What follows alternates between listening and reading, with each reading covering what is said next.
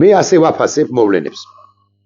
იცით თქვენ რომ არასრული 365 დღის წინ ოვალურ კაბინეტში დაბრუნდა პრეზიდენტი ტრამპი. უფრო ზუსტი რომ იყო დაბრუნდა დღეს 9 იანვარია 354 თუ 355 დღის წინ 10 დღეში 12 დღეში ერთი სრული წელი შესრულდება და კიდევ 3 სრული წელიწადი უნდა გაატაროს ოვალურ კაბინეტში პრეზიდენტმა ტრამპმა, რომელიც ძალიან ჩქარია, ასე ხშირად მედიის წინაშე არ გამოჩენილა პრაქტიკულად არც ერთი წინა პრეზიდენტი.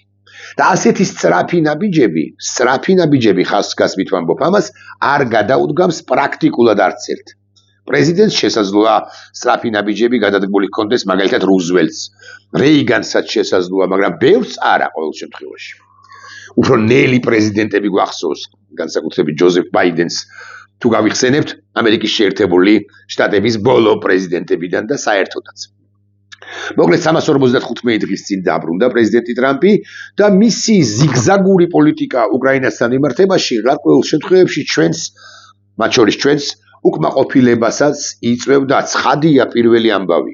გვახსენდება, როდესაც პრეზიდენტმა ტრამპმა და ვიცე-პრეზიდენტმა ჯეი დი ვენსმა მიიღეს ოვალურ კაბინეტში პრეზიდენტი ზელენსკი და რაც მოხდა, უკლებრივ ყველას გვახსოვს, ისე ვინერვიულეთ, ისე ავღელდით, ისე დავიჭამეთ მუშტები, ასე ვიტყვი.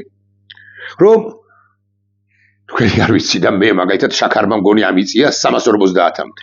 ხო წარმოგიდგენიათ რა მდგომარეობაში იყო უშუალოდ პრეზიდენტი ზელენსკი და დელეგაციის წევრები, იმიტომ რომ იქ მოხდა საოცარი ამბავი, არნახული ამბავი. პიჯაკზე რო ვკითხეს, პიჯაკი რატო არ გაცვიაო, ხო გახსოვთ ჟურნალისტმა რო ვკითხა და მე რო აღმოჩნდა რომ ის ჟურნალისტი შეგნებულ პროვოკაციაზე წავიდა. და ასე შემდეგ. მაგრამ ურთიერთობები ერთგვარად კი არა, დიდწილად გამოსწორდა აპრილის თვეში. აღდგომიდან მეორე დღეს გარდაიცვალა რომის პაპი, 26 აპრილს იყო დაკრძალვა. მსოფლიოს ყველა ლიდერი ცხადია პუტინის გარდა იყო ვატიკანში პეტრეს ტაძარში, თავდაპირველად მაკრონთან ერთად, მაგრამ მაკრონი იქ 15-20 წამით ჩერდება, განმარტოვდნენ პრეზიდენტი ტრამპი და პრეზიდენტი ზელენსკი და მათი ურთიერთობები გამოსწორდა, განა არა. ეს გამოსწორებაც გაგრძელდა რამდენი ხანი, 3 თვე, 4 თვე. ჩავარდნები ამ ზიგზაგურ პოლიტიკაში, ზიგზაგურიან წინა გადაწყვეტილებისაგან განსხვავებული გადაწყვეტილების პოლიტიკა ახასიათებდა და ახასიათებს და დაახასიათებს, ასე ვიტყვი, პრეზიდენტ ტრამპს.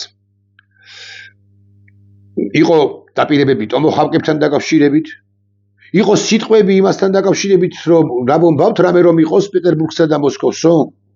იყო სიტყვები უფრო მძიმე და უფრო საინტერესო შეტევაზე ხო გადახვალთო. მაგრამ იყო ისეთი განცხადებებიც და ისეთი პოლიტიკაც, რომ მართლა 350-მდე ან 480-მდე აგიწევდა შაქარი კომაქს უკრაინისა.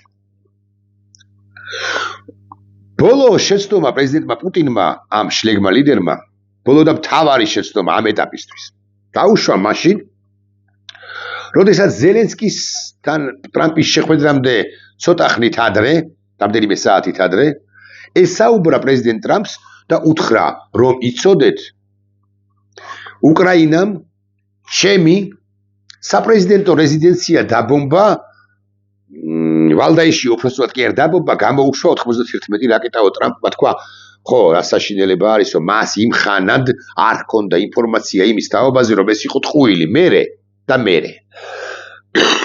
სპეციალურმა სპეცსამსახურებმა მიაწოდეს ინფორმაცია იმის თაობაზე, რომ უკრაინას რა საკვირველია ეს ყველაფერი არ გაუკეთებია. და აღშფოთდა პრეზიდენტი ტრამპი. ხო და როგორ ვაფასებ ახლა ვითარებას მეთქი, ამით დავიწყებ და დავიწყე და ახლა ვაგრძელებ. პრეზიდენტი ტრამპი 2026 წელს ყველაზე უფრო მეტად რომ მოგწონდა იმ პრეზიდენტ ტრამპსაც კი, აი მაგალითად გასული წლის ივლისის, ან გასული წლის აპრილის, იმ პრეზიდენტ ტრამპსაც კი აღარ ჰგავს. ბევრად უკეთესია, ვიდრე იყო გასულ წელს ნებისმიერ თვეს, როცა ის ძალიან კარგ და სწორ გადაწყვეტილებებს იღებდა. აი მაგალითად ბევრად უკეთესია საკუთარივე თავზე, ვიდრე ის იყო ირანის წინააღმდეგ განხორციელებული შეტევების დროს პერიოდში. როდესაც ირანის ბირთვული პროგრამა დაბომბა შეერთებულმა შტატებმა, მათ შორის ფორდოს ბირთვული ობიექტი. ტრამპი ახლა 2026 წლის იანვრის დასაწყისიდან სიურპრიზებს ხო გვთავაზობს, ესეც შეგვიძლია ვთქვათ, მაგრამ ისეთ არაორდინალურ გადაწყვეტილებებს გვთავაზობს, რომლებიც შაქარს ზემოთ კი არა, შაქარს გვისტაბილურებს, აღარ გვანერვიულებს, დაწყნარებულები ვართ. პირველი გადაწყვეტილება რა საკვირველია, მთავარი გადაწყვეტილება ბოლო პერიოდისა ამ წლისა, ჯერჯერობით ყოველ შემთხვევაში ეს არის მადუროს შეპყრობა და მადუროს გამგზავრება ამერიკის შეერთებულ შტატებში. აფერუმ ტრამპს ყოჩახანო. ძალიან მაგარი ნაბიჯია. ამერიკა ბრუნდება. მისი ყველაზე სერიოზული ოპონენტებიც კი ძნელად თუ იგონებენ არგუმენტებს ტრამპის საწინააღმდეგოდ. ამერიკა ბრუნდება. მსოფლიო წესრიგი ოდინდელი სახით აღარ არსებობს. ახლა უნდა აჩვენო შენ ძალა და შექმნა მსოფლიო ახალი უსაფრთხოების სისტემები და წესრიგი, რა საკვირველია და ძველი სისტემები პრაქტიკულად ყველაფერი უნდა დაახიო, გაანადგურო, მიწასთან გაასწორო. მით უფრო ის სისტემები, რომლებიც ქმედუნარიანი არ იყო და უბრალოდ ვიცოდით, რომ არსებობდა მაგალითად გაერო, რომელიც ვერაფერს ვერ წყვეტდა. დიახ, გაერო უნდა განადგურდეს. მე არ ვიცი აქამდე მივალთ თუ არა, მაგრამ ამ კონფიგურაციის, ამ შემადგენლობით უშიშროების საბჭოს გაერო რომ არ უნდა არსებობდეს, ეს კი ფაქტია. მე აბსოლუტურად დარწმუნებული ვარ, რომ დარჩენილ 3 წელიწადში ტრამპი შეუტევს გაეროსაც, შეიძლება ამერიკის შეერთებული შტატები გამოიყვანოს კიდეც ამ არაფრის მაქნისი უუნარო კასტრატი ორგანიზაციიდან. ნატოდანაც გამოვა შეერთებული შტატებიო, ბევრი რომ ამბობს, მე დავეთანხმები, ოკეი. გამოვა ნატოდან ამერიკის შეერთებული შტატები, მაგრამ გამოვა და ისეთ ორგანიზაციას, ისეთ სივრცეს შექმნის, რომელიც ვინიცის და მართლაც უკეთესი იქნება, ვიდრე დღევანდელი ჩრდილოატლანტიკური ალიანსი. ჯერჯერობით ეს ორგანიზაცია ამგვარი სივრცე არ ჩანს, აქედან გამომდინარე, მე პერსონალურად ხომაგობ ნატოს არსებობას, მინდა რომ ნატო შენარჩუნდეს, მაგრამ ემანთ თუ მოხდება და მსოფლიო ახალი წესრიგის გათვალისწინებით შეიქმნება ახალი რამ სტრუქტურა, სივრცე, ორგანიზაცია და ნატოში, იმ ნატოში, მომავალ ნატოში, იმ ორგანიზაციაში წამყვანი როლი კვლავაც ექნება შეერთებულ შტატებს, why not? მე ვიტყვი რომ დიახ, ის ორგანიზაცია სახელს ვერ დავასახელებ და აბრევიატურას ვერ მოგახსენებ, ცხადია, ის ორგანიზაცია ამერიკის შეერთებული შტატების თავკაცობით ჩემთვის უკეთესია, ვიდრე ჩრდილოატლანტიკური ხელშეკრულების ორგანიზაცია, რომელიც ძალიან კარგი იყო, რა საკვირველია, თუმცა ნელიც იყო, თუნთლად გულახდილები ვიქნებით, არა იმიტომ რომ ორ პირქარში ვიჯექით თუ ვიდექით გარკვეული პერიოდის განმავლობაში, დიახ, პაპუაშვილისეული გაგებით თუ კობახიზისეული გაგებით არ უნდა დავიწუნოთ ჩვენ, ცხადია, ჩრდილოატლანტიკური ორგანიზაცია, ხელშეკრულების ორგანიზაცია, მაგრამ ნატოს რომ შეეძლო უკეთესი ყოფილიყო საქართველოსთან მიმართებაში გასული საუკუნის 10-იანი წლებიდან 2008 წლიდან თუ გდებავთ ასე ვიტყვი, ესეც ფაქტია და არ ვაღიარებთ, არც მე არ ვაღიარებ, რომ ფარული ვეტოს უფლება ჰქონდა შეერთებულ შტატებს კი არა, რუსეთის ფედერაციას, რასაკვირველი არ ვაღიარებთ საჯაროდ ამას. მაგრამ ჩვენში რომ დარჩეს რაღაც გარკვეულ კონიუნქტურას, რო ექვემდებარებოდა ნატოს გადაწყვეტილებები, განსაკუთრებით მერკელიადის პერიოდში, ან როცა მერკელი იყო კანცლერი გერმანიისა, ესეც ხომ ფაქტია.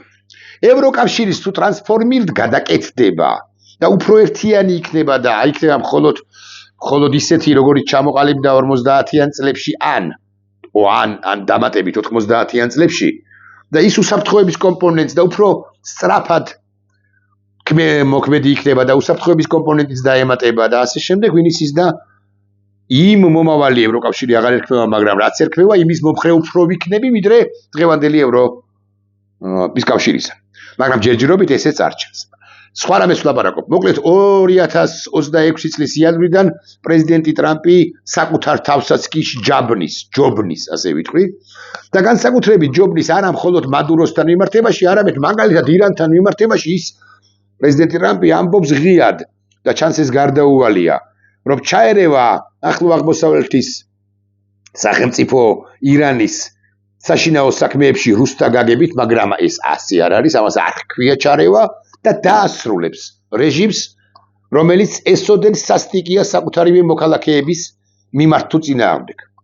ეს ხომ ფაქტია, რომ სასტიკია. და თუ ბევრს გონია, რომ ამერიკის შეერთებულ შტატებს არ აქვს უფლება ჩარევისა და სუვერენული უფლება ვიზიტელი ირანის ხელისუფლებისა, რასაც უნდა იმას უზავს თუ თავიანთ სახელმწიფოს და თუ თავიანთ ხალხს, ეს ასე არ არის.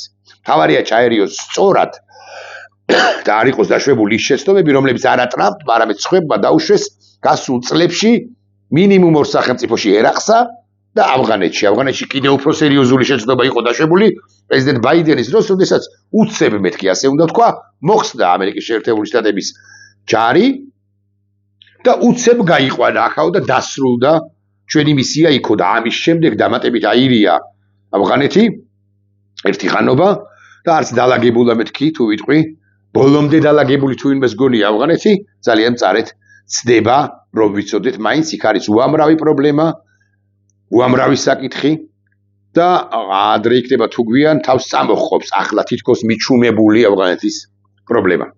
ალბათ, მაგრამ ახლა ადროს ავღანეთი, როცა ირანზე ვსაუბრობთ და ირანში კი ადამიანებს ხოცავენ და შეერთებული შტატები კი ამბობს, რომ მე სადამდეც მიმწვდება ხელი ყველაფერს გავაკეთებ იმისთვის, რომ დემოკრატია და თავისუფლება იყოს უზრუნველყოფილი. პრეზიდენტი ტრამპი ამბობს საოცარ სიტყვებს, ახლა ვნახავთ ქვერის ნებართვით, აქ მაქვს სადღაც. ბოდიშ ვიხდი, ჩაუწიოთ ხმას. საოცარ სიტყვებს ჩემი აზრით თუ მივაგენი და მივაგნებ, ალბათ ზე მაღალი ალბათობით.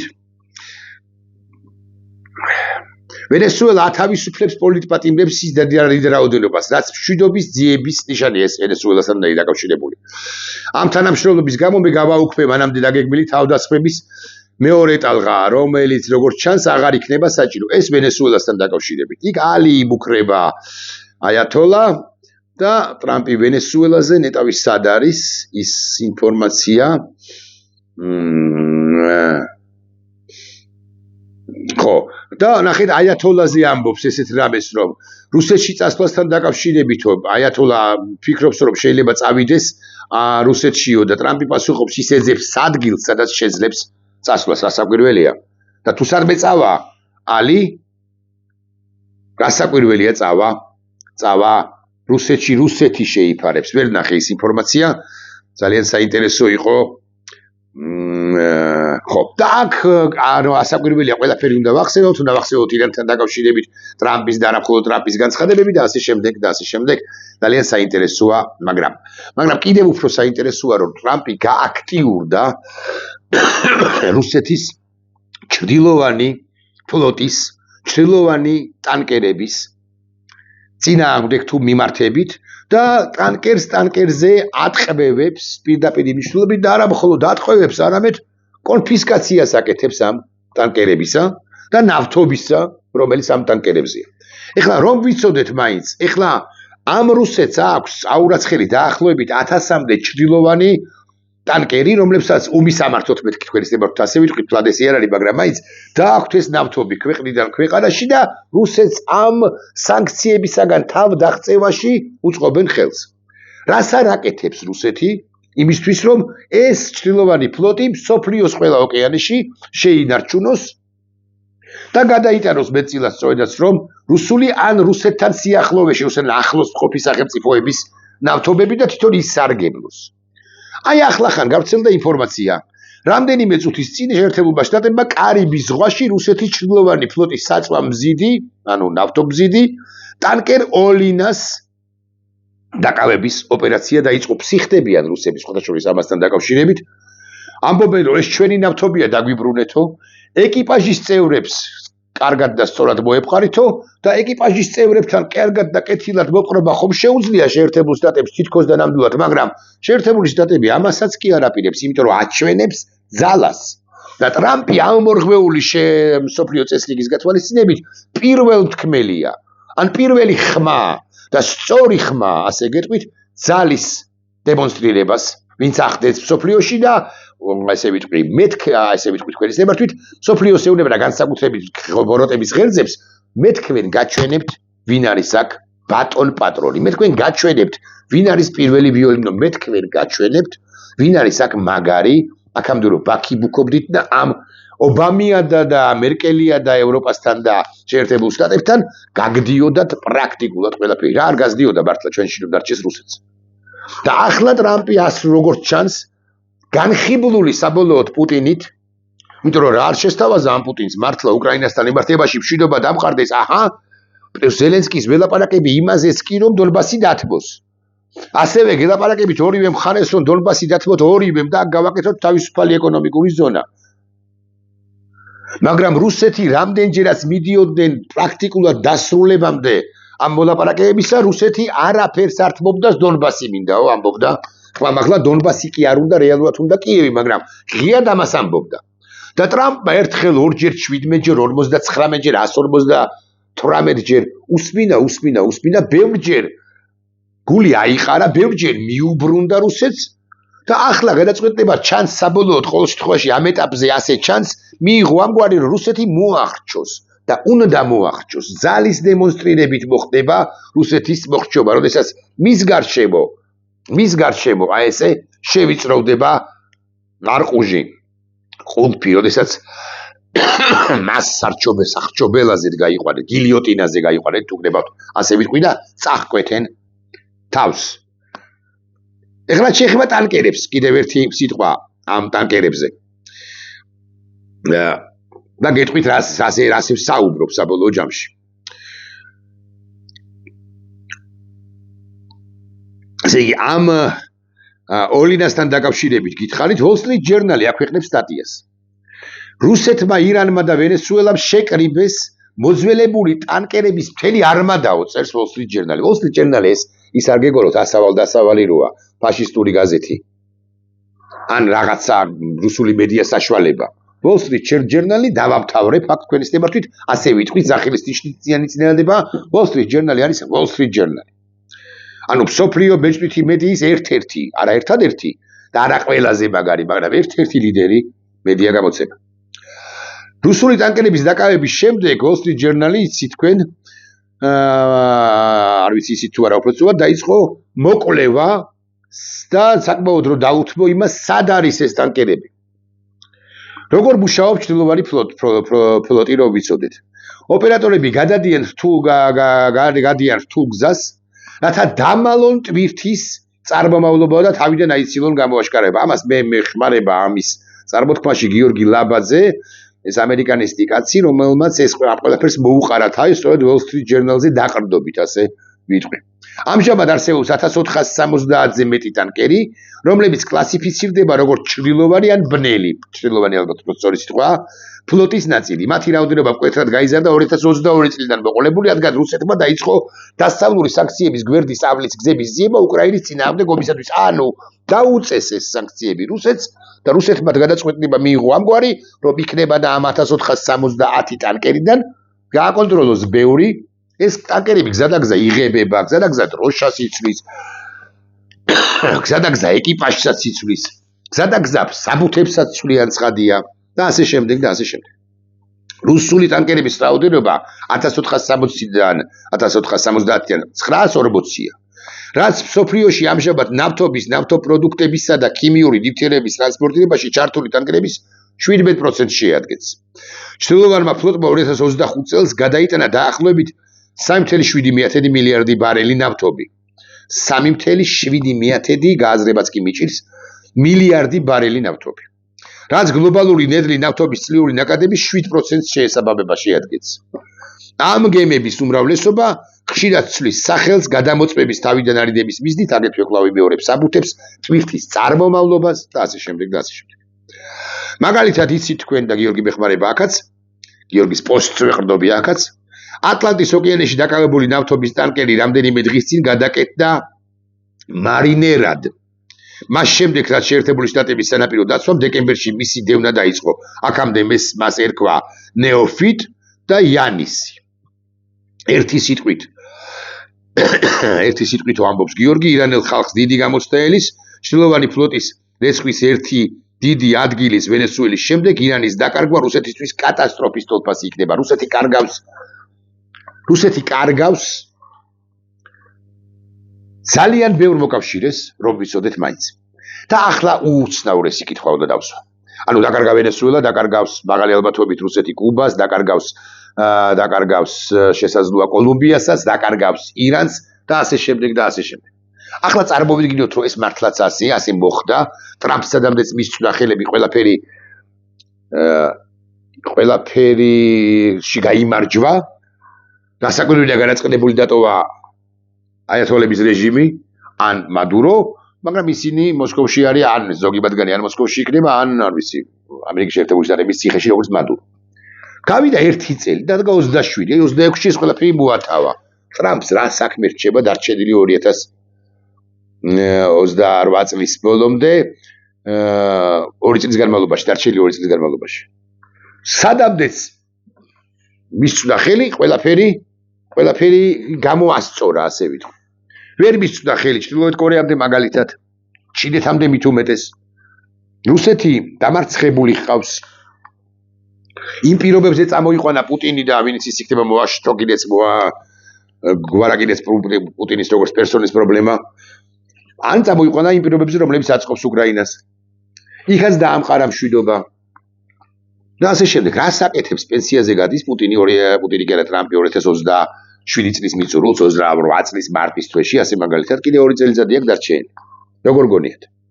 რა საკეთებს და მათ შორის აკეთებს, როცა დახედავს მსოფლიო რუკას, კიდევ ერთხელ აღმოაჩენს, რომ საქართველო არსებობს ასეთი ქვეყანა საქართველო, რომელშიც ხალხი გამოდის იმხანად უკვე 800 დღეა თუ 850 დღეა, ეხლა ხო 400 დღეა და 420 დღეა გამოდის. აი ერთი ამდენი კიდევ დაახლოებით პლუს მინუს. და ეს ხალხი ირთხოვს, რომ იყოს თავისუფლება და თავისუფლება ეს პოსტი ვერ დახეს, სწორედ რომელზეც ამახვილებს ყურადღებას პრეზიდენტი ტრამპი ვენესუელელ ხალხთან და ირანელ ხალხთან მიმართებაში. მისთვის თავისუფლება არის უზენაესი. პაპუაშვილი მეხუთე ხარისხოვარია, რა ქვია, ბიძინა ივანიშვილი ამ თავისუფლებას გუდავს. და 2028 წლის პირობითად აპრილის თვეში პრეზიდენტი ტრამპი დასაბობს, როცა მით უფრო მასთან შესულია კონგრესმენი ვილსონი, თუ ის კონგრესმენი იქნება კიდევ, ეს კიდევ გასარკვევია, მაგრამ გარკვეული ალბათობით იქნება, ან ამ მნიშვნელობა აქვს სხვა ნებისმიერი კანონმდებელი შეერთებული შტატებისა, რომელიც საქართველოთია დაინტერესებული და საქართველოს კომაგობს. ის კითხულობს თუ არა, who is this ივანიშვილი? ვინ არის ეს ივანიშვილი? ამდენი ხანი რომ ანტიამერიკანიზმით არის დაკავებული თურმე.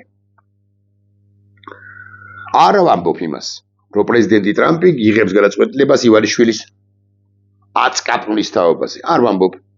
მაგრამ პრეზიდენტ ტრამპს ისე როგორც შეერთებულ შტატებს და ისე როგორც დასავლეთს ზოგადად აქვს ძალიან ბევრი ბერკეტი და მხოლოდ სანქციებსაც არ გულისხმობ, თუ მაინც და მაინც ასეთი საუბარი სურს ვინმეს, ძალიან ბევრი ბერკეტი იმისთვის, რომ საქართველოში ვითარება, არ ვიტყვი რომ 24 საათში მეთქი, მაგრამ გარკვეულ პერიოდში, გარკვეული ხნის პერიოდის განმავლობაში შეცვალოს და აქ პროამერიკული ინტერესები უფრო სერიოზულად იყოს დაცული, მით უმეტეს დასუსტებული, არა გაუქმებული, მაგრამ დასუსტებული რუსეთის გათვალისწინებით. უმთავრესი საქმე მაინც ჩვენი გასაკეთებელია, მაგრამ ისინი რომ მოგვემხრონ, და გვეხმარონ, ჩვენ უნდა ვიყოთ დასაკვირველი მზადყოფები, პოლიტიკური სპექტრის საზოგადოებაც, არასამთავრობო ორგანიზაციებიც, მედიაც, ყველანი ერთად, ინდივიდები დასაკვირველია, უნდა ვიყოთ მზად მეტი ამერიკის შავ ზღვაში და შავი ზღვის ქვეყანა საქართველოში შემოსვლისათვის. ვისი გავლით? შეიძლება თურქეთის გავლით, შეიძლება თურქეთის გარეშე, შეიძლება ისრაელის გავლით, გაგიგვირდებათ და შეიძლება ისრაელის გარეშე, შეიძლება პირდაპირ, შეიძლება ევროკავშირის გავლით. მაგრამ აქ მეტი დასავლეთი და მეტი ამერიკა გარდაუვალია. რაც უფრო მეც გაფარჩხავს ფეხს ბიძინა ივანიშვილი, მით უფრო მძიმე იქნება მისი ხვედრი, რომ ვიცოდეთ მაინც.